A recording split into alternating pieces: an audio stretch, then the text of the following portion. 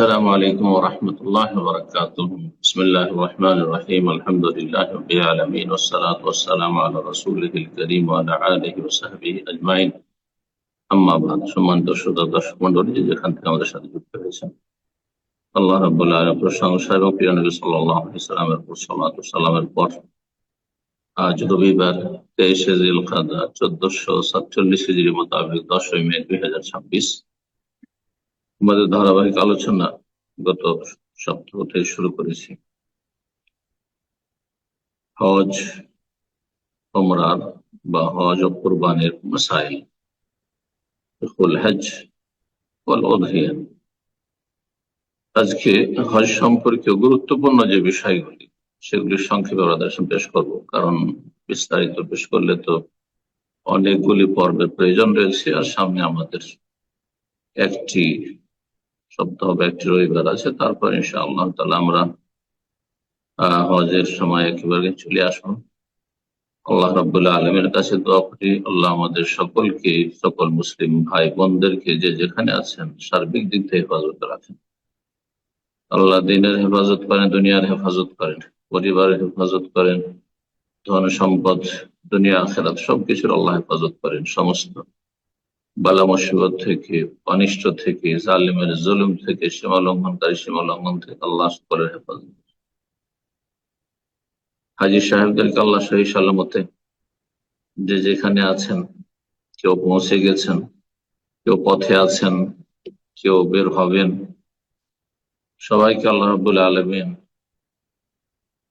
হজে আসা এবং হজ দিয়ে ফিরে যাওয়া পর্যন্ত বিশেষভাবে দোয়া করি, আল্লাহ তাদেরকে সহি সালামতে নিয়ে আসুন, সহি সালামতে রাখুন এবং সহি সালামতে সার্বিক নিরাপত্তার সাথে আল্লাহ এই সফরকে সমাপ্ত করে হজে মাবরুর হাসিল করা তৌফিক দান করেন। যেসব ভাই বোনেরা হজে আসতে পারেননি অথচ অন্তরে সদিচ্ছা আছে, আল্লাহ মনের আশা পূরণ করেন।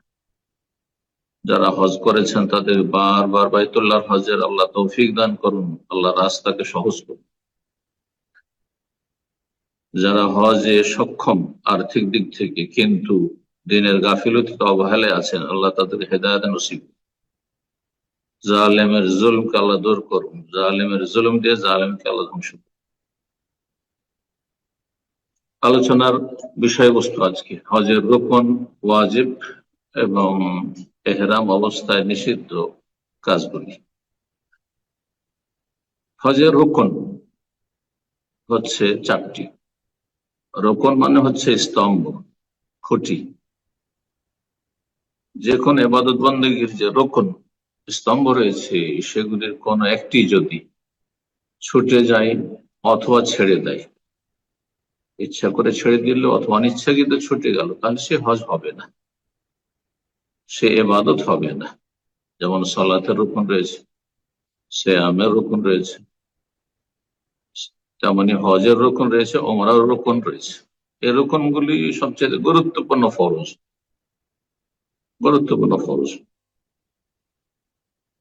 আর এই হজের রুকন হচ্ছে 4টি। প্রথম, এহরাম করা, যেটিকে আমাদের মানুষের এহরাম বাঁধা বলি। এহরাম বাঁধা মানে সেলাইবিহীন কাপড় বাঁধা নয়, বা মহিলাদের বিশেষ কাপড় পরিধান করা নয়। এহরাম অবস্থায় মহিলাদের এহরাম অবস্থায় বিশেষ কোনো কাপড় নেই, শুধু চেহারার ক্ষেত্রে এবং হাতের ক্ষেত্রে বাধা নিষেধ হচ্ছে। যে কোনো কাপড়ে, স্বাভাবিক যে কাপড় পরিধান করে থাকেন সেই কাপড়ে তার সাথে বোরকায় এহরাম করবেন। যে কাপড় শরীয়তে যায় সেই কাপড়ে এহরাম করা যায়। পুরুষদের ক্ষেত্রে সেলাইবিহীন কাপড় হইতে হবে, কিন্তু সেলাইবিহীন কাপড় পরার নাম এহরাম বাঁধা নয়। এহরাম হচ্ছে ঠিক ওই রকমই যেমন সালাতের তাকবীরাতুল ইহরাম আরবরা বলেন আরবি ফুকাহাদের ভাষায়, আর অনারব ফুকাহাদের ভাষায় বা আমাদের দেশের ভাষায় তাকবীরে তাহরিমা। তাকবীরে তাহরিমা নামাজের জন্য, সালাতের জন্য তাকবীরে তাহরিমা মানে এমন একটি তাকবীর যার মাধ্যমে দুনিয়ার কথা কাজ হারাম হয়ে যায়। আপনি দুনিয়ার কথা কাজকে হারাম করে দিয়ে একমাত্র আল্লাহর সাথে কথা বলার জন্য আল্লাহর ইবাদত রুকু সিজদা কিয়াম পেশ করার জন্য দাঁড়িয়ে গেছেন, এখন দুনিয়ার কথা কাজ হারাম। ঠিক ওই রকমই হচ্ছে এহরাম, যেমন তকবীরে তাহরিম বা তাকবীরাতুল ইহরাম মানে সালাতে প্রবেশ করা, আর স্পষ্ট ভাষায় বলি ঠিক তেমনি এহরাম, হজ ওমরার এহরাম মানে হজ ওমরার ইবাদতে প্রবেশ করা। আর দুখুল ফিন নসক ফুকাহাগণ বলছে হজ বা ওমরার ইবাদতে প্রবেশ করার নাম। নিয়ত করলেন যে এখন থেকে আমি ওমরা শুরু করে দিলাম, এই আমার হজ শুরু হয়ে গেল, তার সাথে উচ্চারণ করা সুন্নাহ। আর সেলাইবিহীন কাপড় পরা হচ্ছে ওয়াজিব। সেলাইকৃত কাপড় পরা শরীরের গঠনে যা তৈরি হয়েছে তা বর্জন করা হচ্ছে ফরজ। তো এহরাম করা হচ্ছে রকুন। দ্বিতীয় রকুন হচ্ছে আরাফে অবস্থান করা। হাজী সাহেবদের নবী সাল্লাল্লাহু আলাইহি ওয়াসাল্লাম আল হজ্জ আরাফা, আরাফে অবস্থানের নাম হচ্ছে মূলত হজ। এটি গুরুত্বপূর্ণ, সবচেয়ে গুরুত্বপূর্ণ ফরজ রকুন হচ্ছে হজের। আরাফে অবস্থান যদি না করা হয় বিশেষ একটি সময়, যে সময়ের শুরু এবং শেষ নির্ধারিত করে দেওয়া হয়েছে, তাহলে হজ হবে না। তৃতীয় রকুন হচ্ছে হজের তওয়াফে ইফাদা। হাদিসের ভাষায় তওয়াফুল ইফাদা, সুম্মা আফিযু মিন হাইসু আফাদান নাস, কোরআনে কারীমে যেহেতু এই শব্দটি বলা হয়েছে।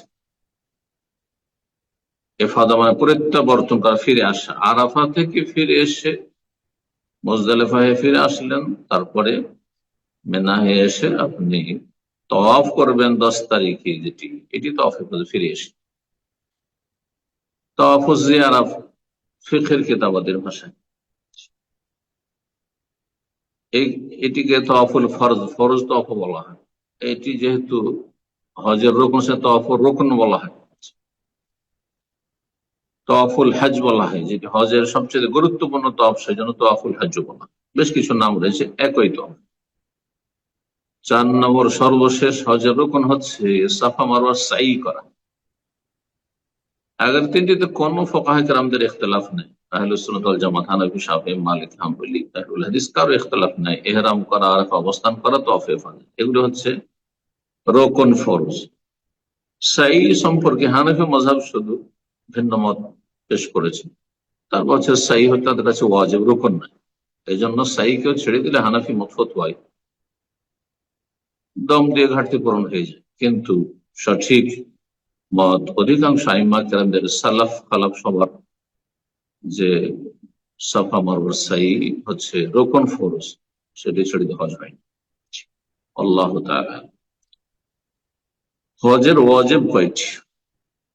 ওয়াজিব আর রুকন, ওয়াজিব গুলিও ফরজ। ওয়াজিব আর ফরজ একই বিষয়ের প্রতিশব্দ। ফরজ মানে আবশ্যক করণীয়, আর ওয়াজিব মানে আবশ্যক করণীয়, এটি হচ্ছে কয়েকটা পরিভাষা। এই জন্য প্রথম গুলিকে হজের ফরজ শুধু বললাম না, রুকন, হজের রুকন। দ্বিতীয় গুলি যেটা বলতে চাইছি এখন, সেটা হচ্ছে হজের ওয়াজিব গুলি, সেগুলি ফরজ। সেগুলো হচ্ছে 8টি। তার মধ্যে 6টি সবার জন্য, আর 7 নম্বর 8 নম্বর ক্ষেত্রে একটু বিস্তারিত ব্যাখ্যার প্রয়োজন রয়েছে, ব্যাখ্যা তলব বিষয়। তাহলে হজের ওয়াজিবগুলি দেখা যাক। যারা বাইরে থেকে আসছেন হজ করতে, তাদের মিকাত থেকে ইহরাম করে। নির্দিষ্ট জায়গায় যে নির্ধারণ করেছেন নবী সাল্লাল্লাহু আলাইহি সাল্লাম, মদিনা হয়ে আসলে মদিনার পথে জুলহুলাইফা, বিহারে আলী। যদি শাম দেশ থেকে লোহিত সাগর কিনারা দিয়ে আসেন তো জোফা।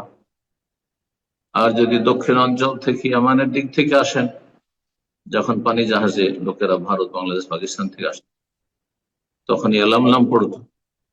পূর্ব দিক থেকেও যদি যান, জি, পূর্ব দক্ষিণ হয়ে তায়েফ হয়ে, তাহলে সাইলুল কবির, যার নাম কারনুল মানাজিল হাদিসের ভাষায়। আর যদি পূর্ব উত্তর থেকে যান ইরাকের দিক থেকে, তো আরেকটি রয়েছে যেটা জাতে ইরক।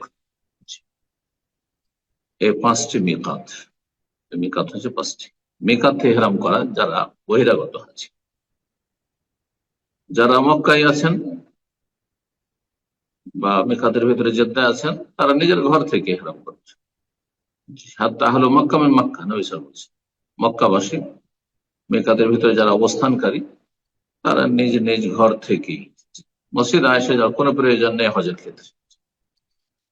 সেটি ওমরার ক্ষেত্রে মক্কাবাসীকে বলা হয়েছে যে হারামের বোর্ডার, এটি হচ্ছে সঠিক মত। 2 নম্বর ওয়াজিব হচ্ছে আরাফায় সূর্য অস্তমিত হওয়া পর্যন্ত অবস্থান করা। আরাফা অবস্থান করা রুকন, কিন্তু দিনের বেলা চলে আসলে ওয়াজিব ছুটে যাবে। ওয়াজিব হচ্ছে সূর্য ডুবা পর্যন্ত অবস্থান। 3 নম্বর ওয়াজিব হচ্ছে মুজদালিফায় রাত্রি যাপন করা। 10 তারিখ রাত আরাফা থেকে এসে মুজদালিফায় রাত্রি যাপন করা কমপক্ষে অর্ধেক রাত পর্যন্ত, যারা বৃদ্ধ, নারী, শিশু এবং তাদের সঙ্গী যারা, তাদের জন্য। 4 নম্বর ওয়াজিব হচ্ছে মেনায় রাত্রি যাপন করা 11, 12 এই 2 রাত কমপক্ষে। আর তৃতীয় রাত 13 তারিখের রাত যদি যাপন করে তাহলে বেশি ভালো। 5 নম্বর ওয়াজিব হচ্ছে জামরাত গুলিকে পাথর মারা। 10 তারিখে শুধু একটি বড় জামরা, আর 11, 12 হচ্ছে 3টিকে 3 সাথে 21টি করে মারা। 13 তারিখ যদি থাকে রাত্রে, তাহলে তখন 13 তারিখেও পাথর মারা। 10 তারিখের পাথর মারা সকালবেলাতেই, এটি হচ্ছে উত্তম। আর 11, 12, 13 এইগুলিতে পাথর মারা জাওয়ালের পরে মারতে, তার আগে মারা ঠিক নাই। যথাসাধ্য বিষয়ে সতর্ক থাকবেন, কারণ অনেক সুবিধাবাদী হামলাগুলি, কাফেলাগুলি সকাল থেকে নিয়ে চলে যাচ্ছে। আল্লাহ সকলকে সঠিক বুঝদান করুন। এত শিথিলপন্থী হলে হিসাব দিতে হবে তাদের কাছে। 6 নম্বর ওয়াজিব হচ্ছে মাথা মুন্ডন করা বা মাথার চুল পুরো মাথা থেকে ছোট করা। মাথা মুন্ডন করা বেশি ফজিলত। 3বার নবী সাল্লাল্লাহু আলাইহি ওয়াসাল্লাম রহমতের দোয়া দিয়েছে।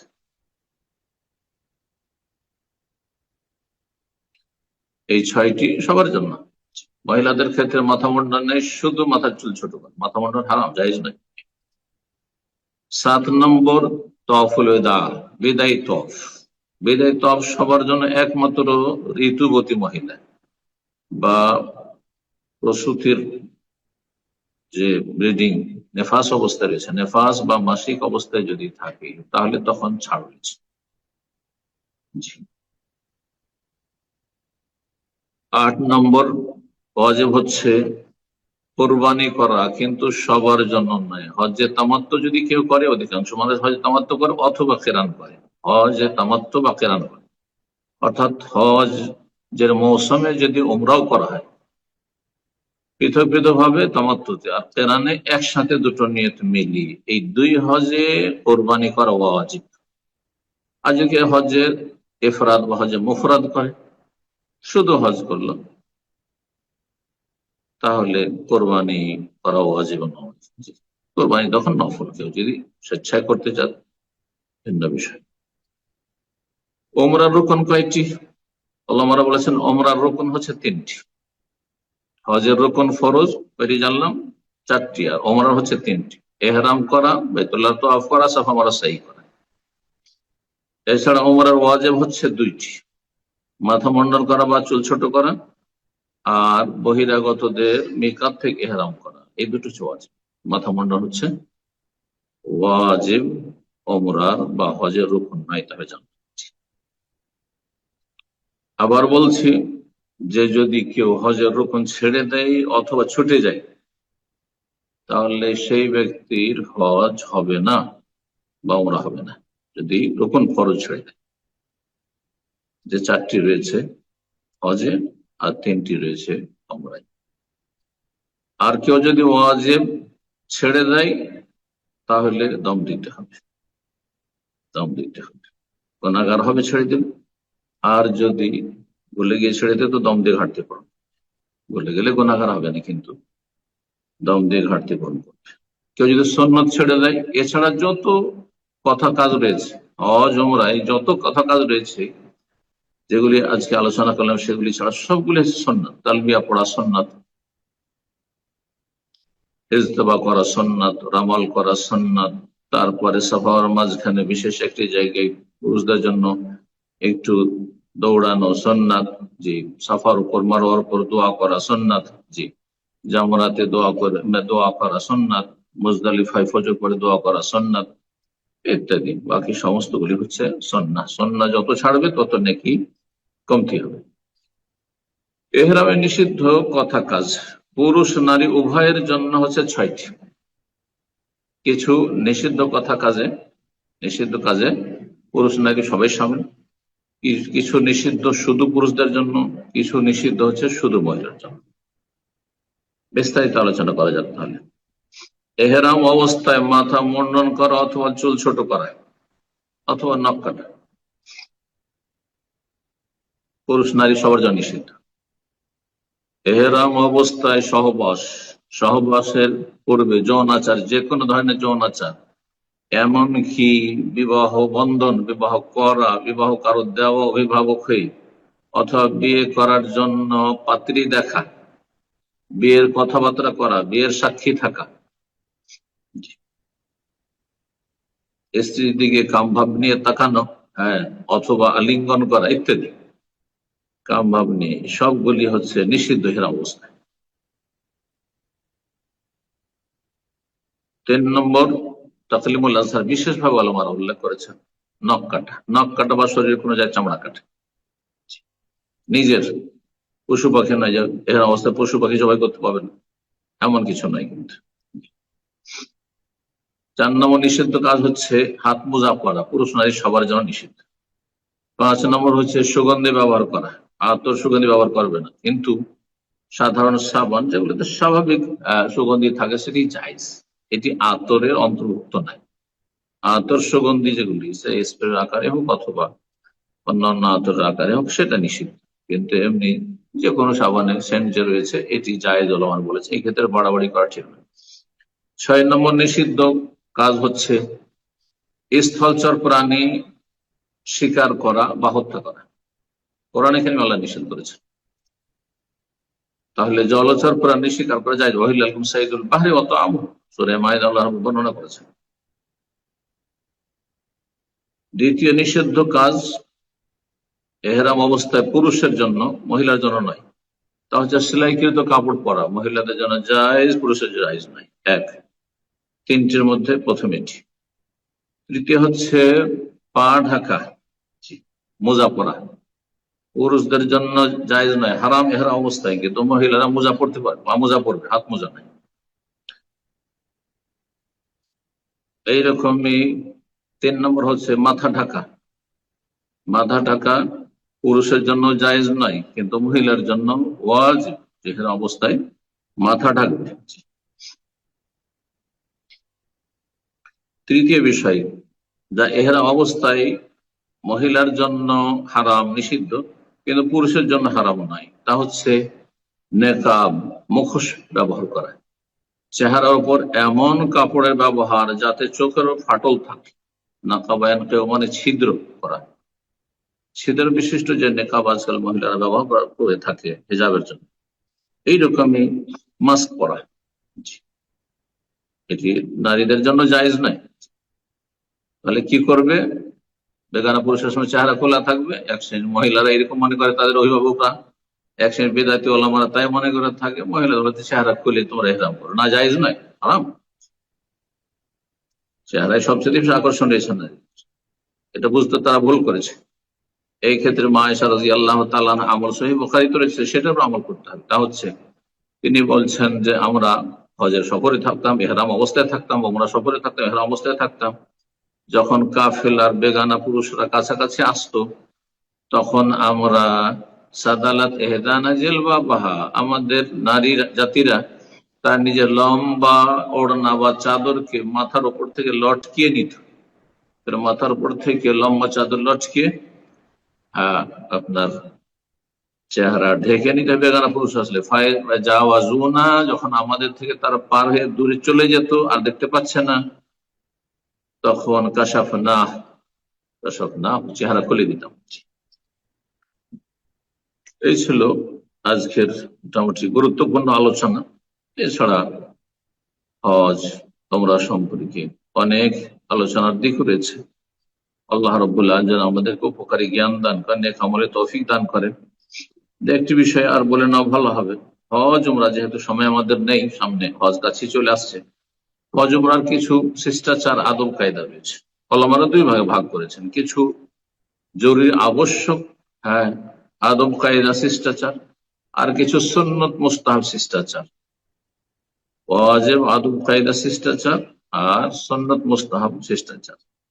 ওয়াজিব শিষ্টাচার হচ্ছে একজন হাজী সাহেব অথবা উমরাকারী হজ উমরা যতগুলি রোকন ওয়াজিব রয়েছে সবগুলি যথাযথ আঞ্জাম দেবে, যথাযথ ঠিকভাবে সম্পাদন করবে।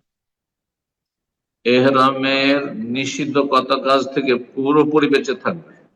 এমনকি এহরাম ছাড়া মুসলিম জীবনে যে সব কথা কাজ নিষিদ্ধ, বহু কথা কাজ, এহরাম অবস্থায় বিশেষ বিশেষ কাজ নিষিদ্ধ করণের মাধ্যমে আমাদেরকে তরবিয়ত করা হয়েছে, যে এর মাধ্যমে যেন অভ্যস্ত হই সারা জীবন যেগুলি আল্লাহ হারাম করেছেন মুসলিম জীবনে সেগুলি থেকে বেঁচে থাকে। সুতরাং সমস্ত নিষিদ্ধ কথা কাজ, আল্লাহ সন্তুষ্টিমূলক কথা কাজ থেকে, রসুল নাফরমানি থেকে বেঁচে থাকবে। শিরক থেকে বাঁচবে, বেদাত থেকে বাঁচবে, হ্যাঁ, বিনা দলিলে কাজ করবে না, এবং কোনো হারাম কাজ করবে না, হারাম দেখবে না, হারাম শুনবে না। সালাতের সময় ঘুমিয়ে থেকে গেল, ফজর হচ্ছে ঘুমিয়ে আছে, জামাত ধরছে, জামাত ছেড়ে দিচ্ছে, মেনাতে। অনেক অবাঞ্ছিত হাজি, পয়সা আছে, হজে চলে এসছে, কিন্তু সালাতের ক্ষেত্রে উদাসীন, গাফেল। এই কাজগুলি ফরজ। নিজেকে যদি সংশোধন না করতে পারেন তাহলে হজ করার যোগ্যতা লাভ করেন। সূরা বাকারা আয়াত 197 আল্লাহ ইরশাদ করেছেন, আল হাজ্জু আশহুরুম মালুমাত। হজের জন্য সর্বজন বিদিত, সবার জানাশোনা কয়েকটি মাস রয়েছে, শাওয়াল, জিলকাদা এবং জিলহজ মাসের। এর মধ্যে হজের শুরু শেষ।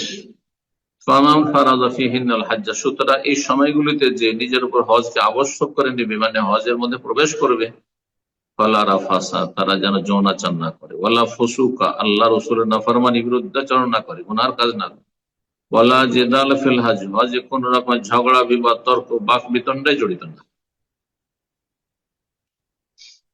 হজের আরো শিষ্টাচার হচ্ছে যে আল্লাহর কাছে বেশি বেশি তওবা করবে, অতীতে যত গুনাহ রয়েছে সেগুলি থেকে মুক্তি লাভ করে, এবং তওবার যে শর্ত, গুনাহ বন্ধ করা, গুনার জন্য অনুশোচনা, লজ্জিত অনুতপ্ত হওয়া, আল্লাহর কাছে আগামী জন্য প্রতিজ্ঞা করে যার করবে না।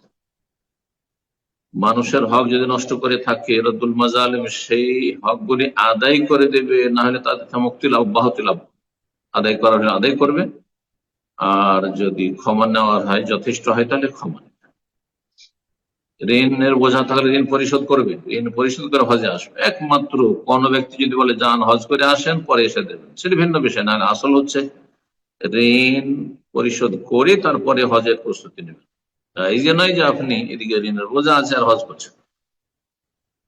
মানুষের যদি আমানত থাকে আপনার কাছে, সে আমানত গুলি ফিরিয়ে দিয়ে আসবেন।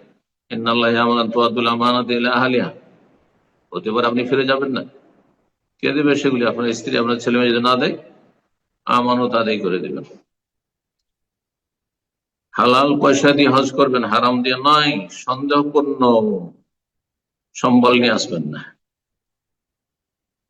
আপনার অধীনস্থ যারা রয়েছে, যাদের ভরণ পোষণের দায় দায়িত্ব আপনার উপর রয়েছে, তাদের খরচ খরচা দিয়ে আসা। 1 মাসের জন্য হজে আসছেন, 1 মাসের স্ত্রী, ছেলে মেয়ে, বাপ মা, যাদের খরচ আপনার ফরজ, তাদের খরচ খরচা দিয়ে আসবেন। উত্তম চরিত্রের অধিকারী হবেন, চরিত্রবান হবেন। যেখানে যার সাথে দেখা সাক্ষাৎ হোক, সফর অবস্থায় হোক, মক্কায় এসে মদিনায় হোক, আপনি চরিত্রবান হবে। সাথীর সঙ্গে, বিশেষ করে যারা যত কাছাকাছি থাকে, যারা আপনার রুমে আছে, আপনার বিল্ডিং এ আছে, আপনার সাথে 5 ওয়াক্ত সালাতে দেখা হচ্ছে, অথবা রাস্তাঘাটে দেখা সাক্ষাৎ হচ্ছে, অথবা আপনার মেনা, আরাফা, মুজদালিফায় তাদের সাথে আপনার লেনদেন করতে হচ্ছে, ভালো আচরণ করবেন, চরিত্রহীন হবেন না। অশ্লীল নোংরা কথা কাজ থেকে বেঁচে থাকবেন।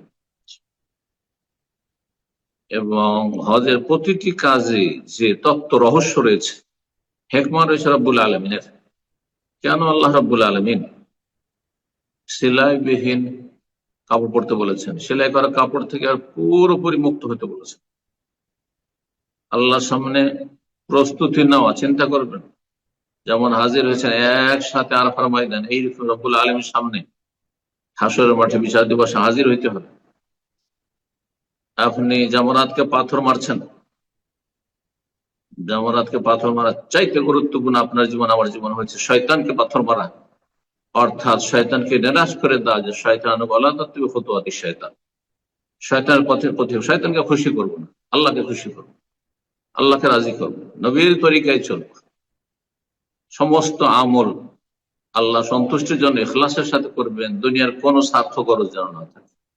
আল্লাহ রাব্বুল যেন বুঝার তৌফিক দান করেন, নেক আমলের তৌফিক দান করেন, সমস্ত গুনাহ থেকে বেঁচে থাকার তৌফিক দান করেন। আল্লাহ রাব্বুল আলামিন আমাদেরকে বাইতুল্লাহর হজ বারবার যেন নসিব করেন, ওমরা যেন বারবার নসিব করেন, এবং আল্লাহ রাব্বুল আলামিন সবসময় ভালো কাজে থাকার তৌফিক দান করে, আল্লাহর অসন্তুষ্টির কথা কাজ থেকে, আল্লাহর গজবের কথা কাজ থেকে আল্লাহ বেঁচে থাকার তৌফিক দান করে, সার্বিক শান্তি দান করে, সমস্ত অশান্তি থেকে আল্লাহ রাব্বুল আলামিন হেফাজত করেন।